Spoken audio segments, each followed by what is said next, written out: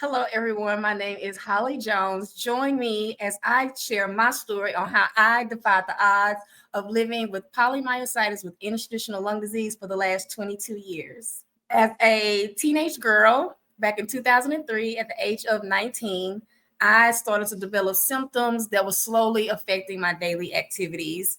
I used to be an athlete. I loved doing cheerleading and dance. And so once my body started to slow down, I thought, I need to stretch. I need to maybe slow down socially. Going this back and forth to school, I was like, maybe I need to get to my classes a little earlier because I just was finding it so difficult to walk. And I started noticing signs of getting stuck in my desk at school, not being able to like really just drive my car. I thought things were just shutting down all around me. I would walk, I would fall. When I got diagnosed, it actually happened from collapsing.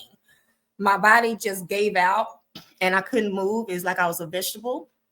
And my mom rushed me to the emergency room. And from that point on, they did a deep tissue muscle biopsy, which confirmed the diagnosis of polymyositis.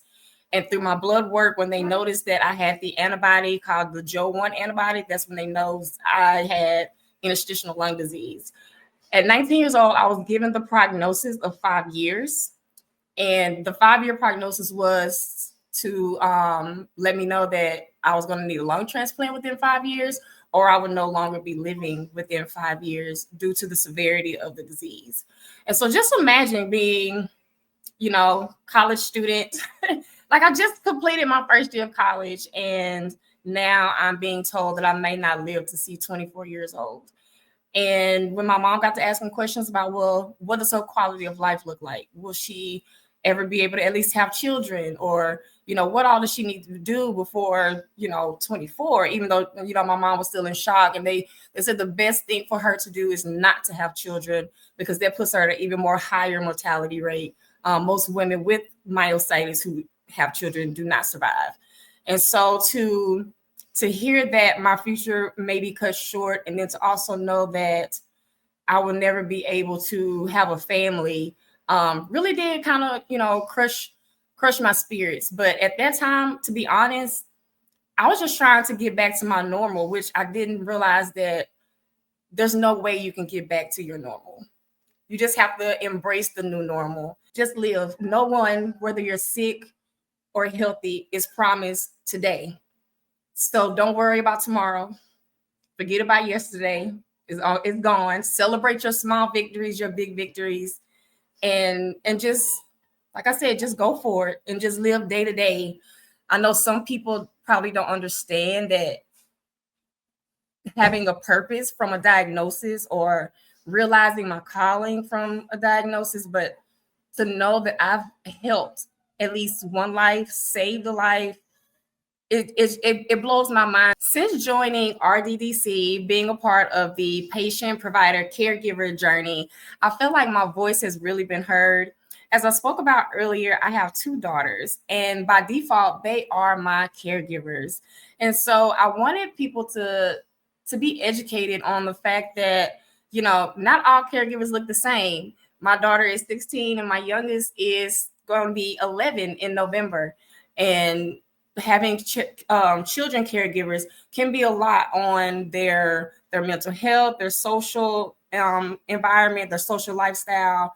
And I just really wanted to make sure that they aren't overlooked because they deal with a deeper level and a higher level of responsibility in their life. And sometimes it can affect their daily life. I mean, because let's say they go to school one day, they come home thinking they're going to see me and I'm in the hospital. That has happened several times. And to know that your mom is in the hospital and then you have to go back to school and still participate and be engaged can be tough. And so RDDC understood that perspective, that there is another level of caregiving, another group of caregivers that need to be acknowledged and need to be seen. These families are impacted on finances. We all know how expensive having a rare disease can be. And so for parents and the children to have to make life decisions on the simplest of things like Christmas or a family vacation or an outing, the mom guilt, the dad guilt, then the children resentment, a lot of things, like I said, like a lot of mental and emotional check-ins need to be done. And we need the education of how to navigate that. We need the education for our school districts to learn how to navigate child caregivers within their classroom. And so, yes, I love the fact that this work group that I'm a part of heard my concerns about child caregivers, and we are working on trying to make sure that that community is seen and heard. I thoroughly enjoy being a part of the rare disease community because there's none other like it. We are as literally a rare breed, and it is not for the weak. And we are stronger than what we are because oftentimes these rare diseases are invisible.